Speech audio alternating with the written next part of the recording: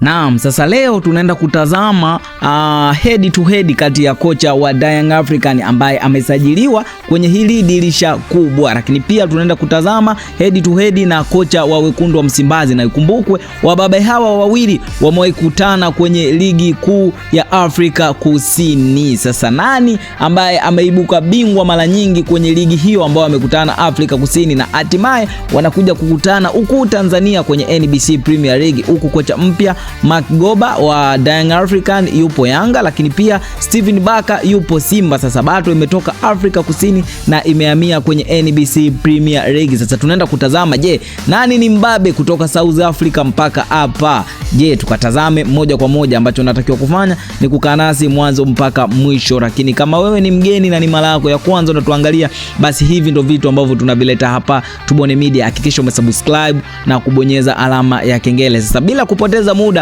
tunaanza na kocha mpya wa Young African ambaye ni Magoba, na ushindi wa Magoba ni mechi 4 mfululizo mbele ya Steven Baka, kocha mkuu wa Simba Sport Club, kipindi ambacho wapo huko Afrika ya Kusini. Lakini ushindi wa Steven Baka ambapo amekutana na Magoba huko Afrika Kusini, Steven Baka ameshinda mechi 2 na ameenda sare mechi 3.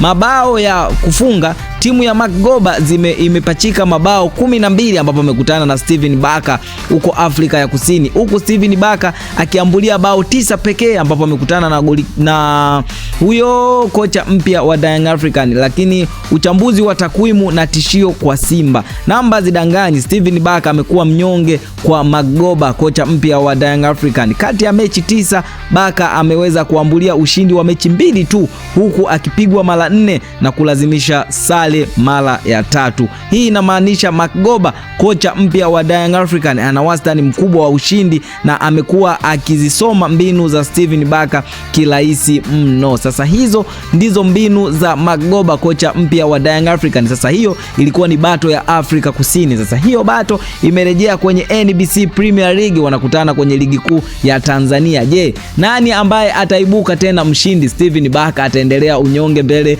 ya Magoba, lakini pia Magoba, kocha wa Young African, ataendeleza ubabe mbele ya Steven Baka. Je, nini kitajiri? Yote haya utayapata hapa Tubone Media. Hakikisha umesubscribe kwa taarifa zaidi. Hadi wakati mwingine, bye bye.